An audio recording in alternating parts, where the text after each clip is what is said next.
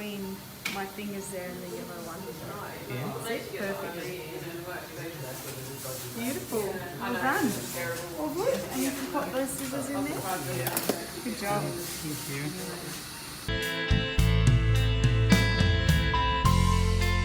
Hi guys, welcome back to my channel. This is Sonia and you are watching Sovik's vlog. तो आज की जो video है उसमें मैं कवर करने वाली हूँ यहाँ पर ऑस्ट्रेलिया में अगर आप बेबी को बर्थ देते हैं, यू गेट प्रेग्नेंट, तो यहाँ पर प्रोसीजर कैसे होता है, क्या क्या चीज़ें यहाँ होती हैं, कब आपका डॉक्टर से चेकअप होता है और आपका जो अमाउंट है वो कितना लगता है। सो गाइज़, अगर आप हमारी वीडियो रेगुलरली देखते हैं तो आपको पता होगा कि मेरे जो दोनों बच्चे हैं, I have 2 kids. Sovik born हुआ था ऑस्ट्रेलिया में एंड इन केस ऑफ निविका क्या हुआ था कि कंसीव मैंने यहीं किया था और मेरी पूरी जर्नी जो थी प्रेगनेंसी की वो यहीं पर निकली थी, बट निविका बॉर्न हुई थी आयरलैंड में। तो हम लोग आयरलैंड शिफ्ट हो गए थे जब मैं 34 वीक्स प्रेग्नेंट थी। तो निविका बॉर्न वहाँ पर हुई थी और फिर कुछ टाइम के बाद अब हम वापस ऑस्ट्रेलिया में हैं। तो आज मैं आप लोगों के साथ शेयर करूँगी कि यहाँ पर किस तरह से प्रोसीजर होता है।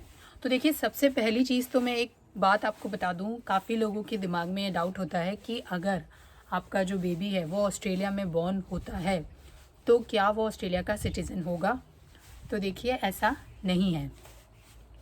अगर आपका बच्चा ऑस्ट्रेलिया में बॉर्न हुआ है इसका ये मतलब नहीं है कि वो पैदा होते ही ऑस्ट्रेलिया का सिटीज़न हो जाएगा। ऐसा यहाँ पर नहीं होता है। बेबी का जो स्टेटस है वो वही स्टेटस रहता है जो कि पेरेंट्स का स्टेटस है। यानी कि अगर मैं हमारी बात करूं तो जब हम लोग ऑस्ट्रेलिया आए थे उस वक्त हम लोग थे स्टूडेंट वीज़ा पर। विक्रांत स्टूडेंट वीज़ा पर थे, वो पीएचडी करने आए थे और मैं उनके साथ थी एज अ डिपेंडेंट वीज़ा। तो हमारा स्टूडेंट वीज़ा था।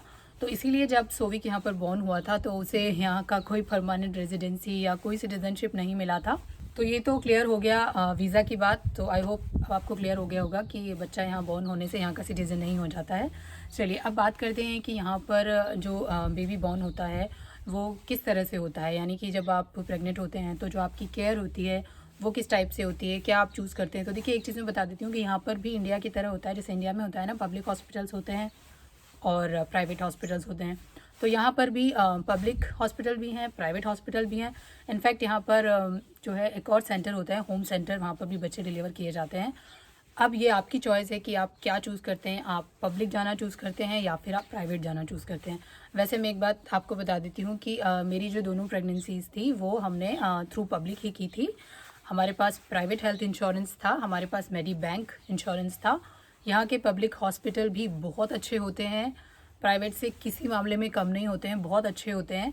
मैंने प्राइवेट हॉस्पिटल्स भी यहाँ के विज़िट किए हैं, यहाँ के देखे हैं। बट इसीलिए मैं आपको बता पा रही हूँ कि अगर आप पब्लिक भी जाते हैं ना तो भी आपको कोई प्रॉब्लम नहीं होगी। बिकॉज़ मैंने अपनी दोनों जर्नी में, जो प्रेगनेंसी की जर्नी थी और सोविक के टाइम पे जो डिलीवरी की जर्नी थी मेरी, उसमें मैंने कोई भी प्रॉब्लम, कुछ भी प्रॉब्लम फेस नहीं की। मुझे कहीं किसी तरह की कोई दिक्कत नहीं हुई। जब हम लोग ऑस्ट्रेलिया आए थे तो हम लोग स्टूडेंट वीज़ा पर थे, हमारे पास कोई पीआर या कोई सिटीजनशिप नहीं थी। तो जो आपका, जब आप एज ए स्टूडेंट आते हैं ना तो आप लोग एक हेल्थ इंश्योरेंस लेते हैं, ओवरसीज़ हेल्थ इंश्योरेंस, जिसे हम OSHC कहते हैं। तो ये जो ओवरसीज़ हेल्थ इंश्योरेंस था हमारे पास, उसमें हमारा ना वेटिंग टाइम था। तो वो जो वेटिंग टाइम था वो था 12 मंथ्स का। तो यूजुअली प्रेगनेंसी के केस में ओवरसीज़ हेल्थ इंश्योरेंस में जो वेटिंग टाइम होता है वो था 12 मंथ्स। इसका मतलब ये हुआ कि अप टू 12 मंथ्स अगर आप प्रेग्नेंट होते हैं, बेबी बर्थ होता है, तो उस केस में वो इंश्योरेंस आपका कुछ भी कवर नहीं करेगा। ओके, एंड आफ्टर 12 मंथ अगर जो भी आपकी प्रेगनेंसी जर्नी है, जो भी प्रेगनेंसी कॉस्ट है, तो वो इंश्योरेंस में कवर होती है। अब कितनी कवर होती है, it's depend upon your insurance कि आपका किस टाइप का इंश्योरेंस है। तो चलिए अब मैं आपको बताती हूँ मेरी जर्नी जो है वो किस टाइप से थी। तो जब मैंने कंसीव किया था तो सबसे पहले तो हम लोगों ने एक जो प्रेगनेंसी टेस्ट किट होता है वो प्रेगनेंसी टेस्ट किट हम लोग लेकर आए एंड देन उससे मैंने अपना यूरिन टेस्ट किया और उसमें रिज़ल्ट पॉजिटिव था। तो उसके बाद हम लोगों ने सीधा जीपी को कॉल किया। तो एक्चुअली यहाँ पर क्या होता है ना, जैसे इंडिया में हम लोग यूजुअली चले जाते हैं ना हॉस्पिटल में, यहाँ पर आप सीधा नहीं जा सकते हो हॉस्पिटल। आपको जो जाना है ना वो वाया जीपी ही जाना पड़ेगा। तो हमने उन्हीं को कॉल किया और फिर उन्होंने जब मुझे 2-3 दिन बाद का अपॉइंटमेंट दिया और मैं उनसे मिली, तो सबसे पहले उन्होंने मेरी जस्ट जनरल सारी चीज़ें पूछी, पर्सनल डिटेल वगैरह, कौन सा वीज़ा स्टेटस है वो, और ये कि बच्चा प्लान्ड है या अनप्लान्ड है, और कि आप मैरिड हो या फिर क्या आप कोई स्मोकिंग वगैरह करते हो, ड्रग्स वगैरह लेते हो, अल्कोहलिक हो, तो जो सारी बेसिक डिटेल होती हैं वो सारी ली। उसके बाद उन्होंने मुझसे पूछा कि भाई आपने कंफर्म किया है, I have you done your test, जो टेस्ट किट से करते हैं वो आपने ऑलरेडी किया है। तो मैंने बोल दिया था कि यस मैंने तो किया है ऑलरेडी, तो इसीलिए उन्होंने फिर मेरा एक्चुअली रिपीट नहीं किया, अदरवाइज़ वो भी जो है जीपी ना वो भी करते हैं कई बार टेस्ट। फिर उन्होंने मुझसे उस वक्त पूछा था कि मैं जो डिलीवरी है, जो मेरी प्रेगनेंसी है वो किस तरह से करना चाहती हूँ, मैं प्राइवेट जाना चाहती हूँ या मैं पब्लिक जाना चाहती हूँ। तो हम लोगों ने डिसाइड कर लिया था दैट कि हम लोग पब्लिक जाएंगे। पब्लिक और प्राइवेट में कोई देखिए ऐसा हमें बड़ा डिफरेंस पता भी नहीं चला था, तो फिर हमने पब्लिक जाना ही चूज़ किया था। तो उस वक्त मैंने जीपी से यही कहा था कि दैट विल गो पब्लिक, हम पब्लिक जाएंगे। तो फिर जीपी ने क्या किया, सबसे पहले उसने मुझे कुछ टेस्ट लिख कर दिए थे। तो बेसिकली वो ब्लड टेस्ट था, उसके अंदर सारी चीज़ें चेक होनी थी। एंड फिर उसने मुझे रेफ़र कर दिया था हॉस्पिटल, जो यहाँ का हॉस्पिटल था रॉयल होबार्ट हॉस्पिटल, उसने मुझे वहाँ रेफ़र कर दिया था। एंड शी टोल्ड कि वहीं से मुझे कॉल आ जाएगा। और उस वक्त फिर जीपी ने मुझे एक अल्ट्रासाउंड लिख कर दिया था, वो था 8th वीक वाला अल्ट्रासाउंड। तो वो मेरा पहला अल्ट्रासाउंड था। जीपी के बाद हम लोग गए, हमने ब्लड टेस्ट करवाया, और जो भी हमारी पैथोलॉजी थी उससे हमने ब्लड टेस्ट करवाया। ब्लड टेस्ट के बाद मुझे एटलीस्ट 3 डेज़ के बाद ऑलमोस्ट मुझे मिडवाइफ का कॉल आ गया था।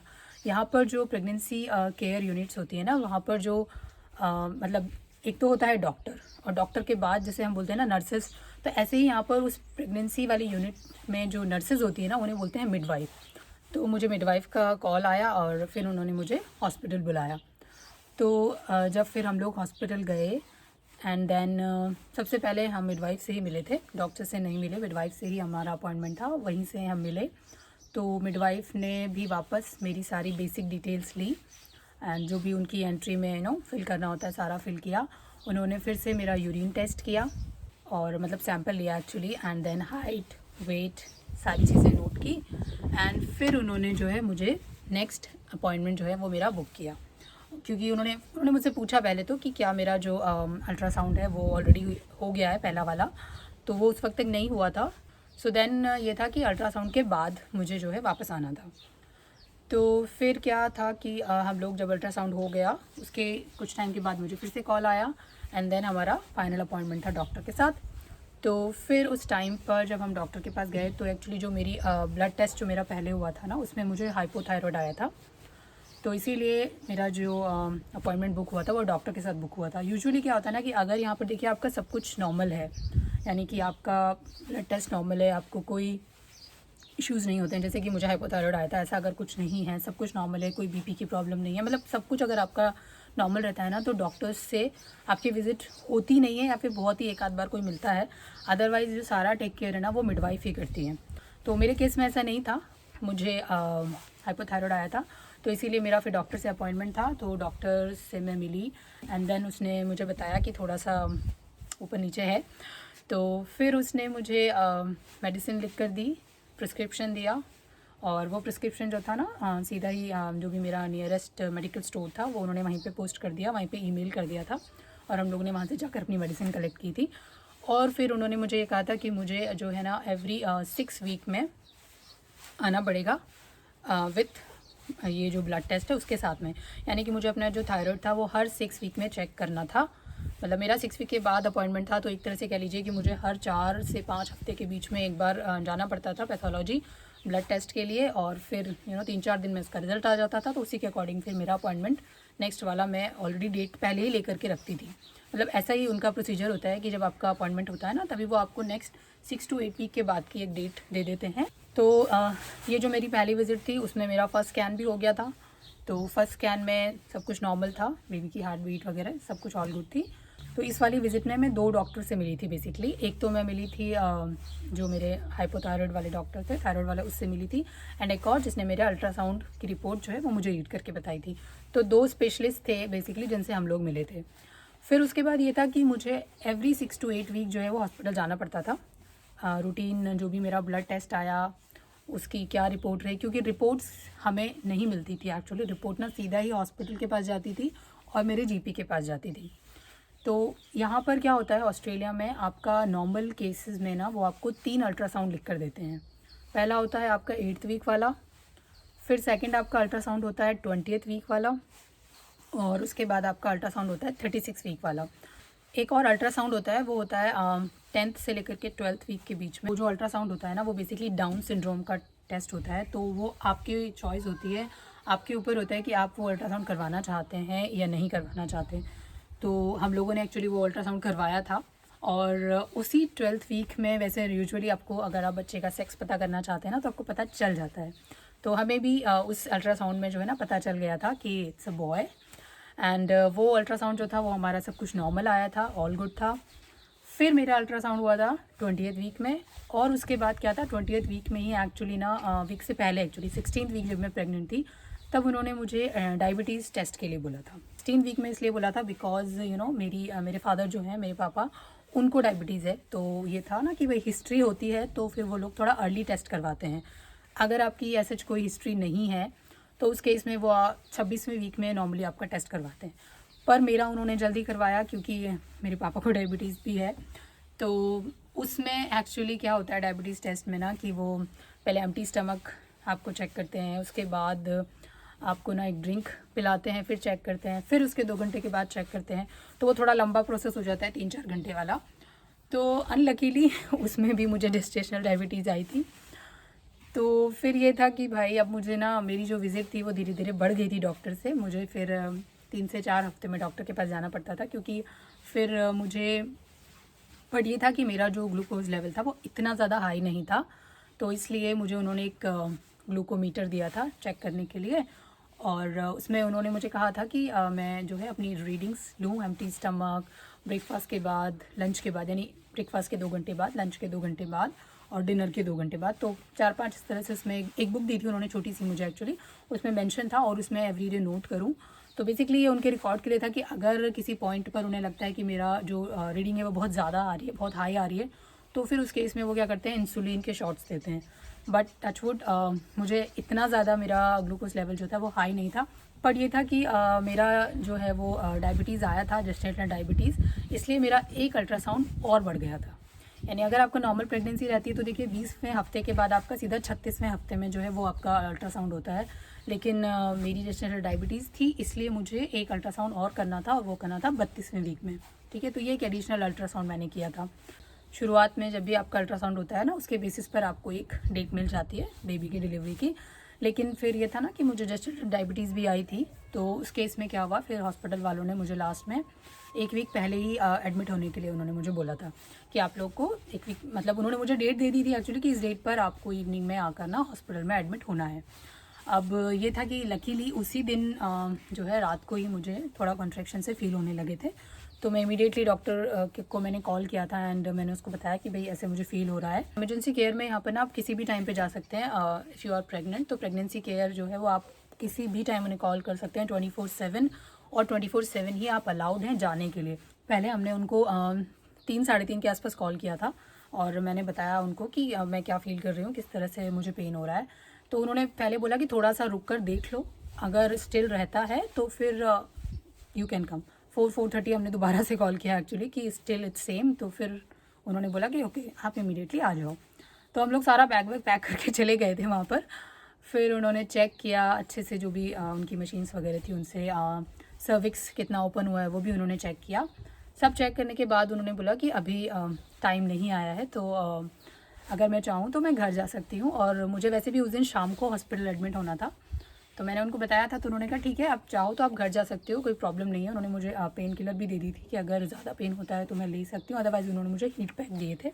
तो फिर घर आने के बाद थोड़ी देर के बाद एक्चुअली नॉर्मल हो गया, मुझे कुछ फील नहीं हो रहा था, ऑल गुड था। फिर इवनिंग में जैसा कि मेरा टाइम था 5 o'clock का टाइम था शायद मेरा, तो हम लोग हॉस्पिटल पहुँचे। फिर उन्होंने मुझे अपना एक बेड एलोकेट किया। तो एक्चुअली हम लोग, जैसे मैंने आपको बताया ना कि हम लोग पब्लिक थे, तो मेरा जो रूम था वो शेयरिंग में था, यानी कि एक और मदर मेरे साथ ऑलरेडी वहाँ पर थी। तो हम लोगों का शेयरिंग में था, but room was pretty much good, काफ़ी बड़ा रूम था, और कर्टन लगा हुआ था, तो ऐसे कोई इशू नहीं था। तो हम लोग गए, फिर उन्होंने वापस से मेरा चेकअप किया। उस वक्त भी कुछ खास सर्विक्स की ओपनिंग नहीं थी। उन्होंने मुझे कहा था कि इफ़ आई वांट मैं वापस जा सकती हूँ घर, और जब मुझे फ़ील हो मैं वापस आ सकती हूँ। बट हमने चूज़ किया कि नहीं, बार बार आना जाना। तो ये था ना कि पहली प्रेगनेंसी थी, और एक्चुअली हमारे पास ना उसका कोई फैमिली सपोर्ट नहीं था। इंडिया से जो फैमिली हमारी पहुंचने वाली थी वो 2 दिन बाद आने वाले थे एक्चुअली। तो फिर ये था कि चलो मैं हॉस्पिटल में ही रुकती हूँ, क्योंकि हम दोनों थे, फर्स्ट टाइम पेरेंट थे, हमें कुछ पता नहीं था। तो फिर हम लोगों ने डिसाइड किया कि चलो मैं हॉस्पिटल में ही रुकती हूँ। तो विक्रांत का ये था कि वो सिर्फ रात को 9 बजे तक अलाउड थे वहाँ पर, उसके बाद उन्हें जाना था, तो वो चले गए थे। एंड देन रात को फिर क्या हुआ था कि देन मुझे पेन स्टार्ट होने लगे थे, और फिर मिडनाइट अराउंड 1 o'clock उन्होंने मुझे लेबर रूम में शिफ्ट किया। और लेबर रूम में शिफ्ट करने के बाद काफ़ी ज़्यादा पेन्स थे, और तो मुझे याद है मैंने एपिड्यूरल भी लिया था। एंड उसके बाद काफ़ी लंबा मेरा वो प्रोसेस चला, और सोविक हुआ था बॉर्न नेक्स्ट इवनिंग में। तो देखिए, अगर आपके पास यहाँ पर इंश्योरेंस नहीं है किसी भी टाइप का, कोई प्राइवेट इंश्योरेंस नहीं है, तो उस केस में जो आपका प्रेगनेंसी का जो कॉस्ट है ना वो बहुत ज़्यादा होता है। वो यूजुअली $9,000 से लेकर के अप टू $30,000 तक जाता है। बट अगर आपके पास कोई प्राइवेट हेल्थ इंश्योरेंस है और आप पब्लिक चूज़ नहीं करते हैं, आप प्राइवेट चूज़ करते हैं, तो उस केस में भी आपका जो खर्चा है ना वो $2,500 से लेकर के लगभग $10,000 से $12,000 तक आता है। और अगर आप पब्लिक चूज़ करते हैं हमारी तरह से, जैसे कि हम लोगों ने पब्लिक चूज़ किया था एक्चुअली, और हमारे पास ओवरसीज़ हेल्थ इंश्योरेंस था, तो देखिए उस केस में हम लोगों को ऑलमोस्ट ये समझ लीजिए कि कुछ पे करना नहीं पड़ा था। मतलब कि मेरे जो सारे ब्लड टेस्ट होते थे ना, उनका जो प्राइस था वो भी ऑलमोस्ट $80 से लेकर के $110 या $120 तक होता था। वो हमारा सारा इंश्योरेंस में कवर था।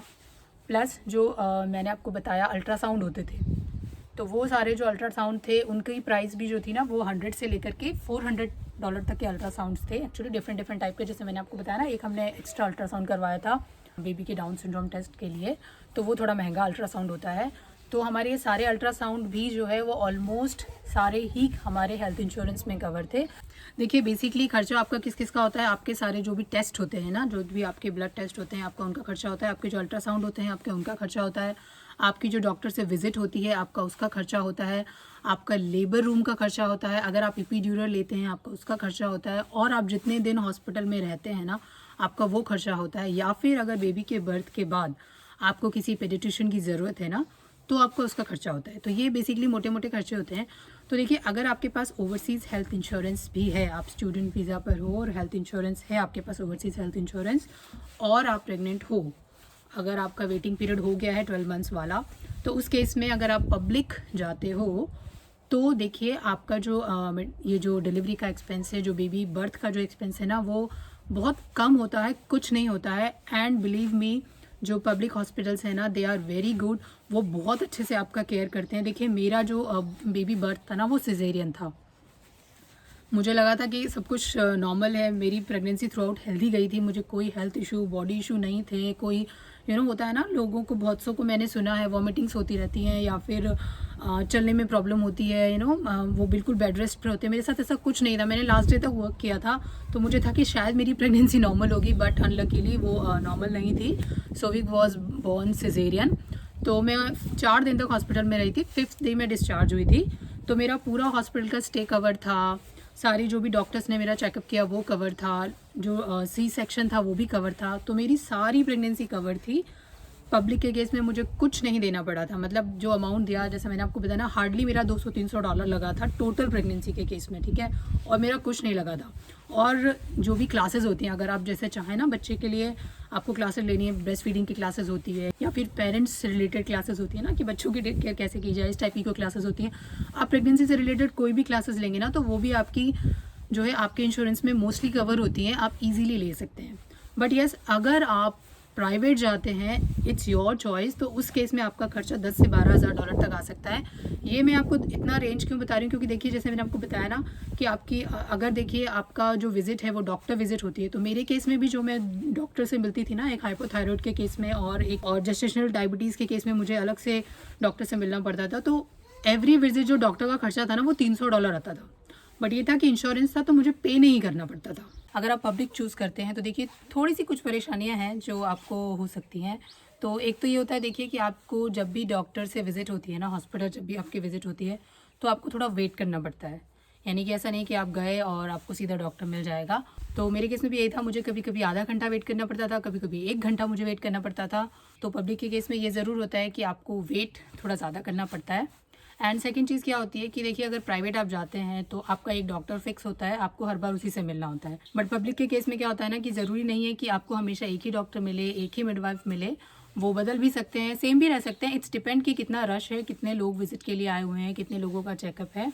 तो ये 2 मेजर चीज़ें थी जो मैंने अपनी प्रेगनेंसी के टाइम पे देखी। अदरवाइज़ देखिए पब्लिक में मुझे और कोई प्रॉब्लम तो फेस करनी नहीं पड़ी थी, everything was good. So guys ये थी सारी इन्फॉर्मेशन प्रेगनेंसी से रिलेटेड। अगर आपकी कोई भी क्वेरी है तो आप मुझे लिख कर पूछ सकते हैं कमेंट बॉक्स में। That's all for today's video guys. I hope आपको वीडियो अच्छी लगी होगी। अगर आपको वीडियो पसंद आई है तो please like share and subscribe our channel. Thanks for watching, bye bye.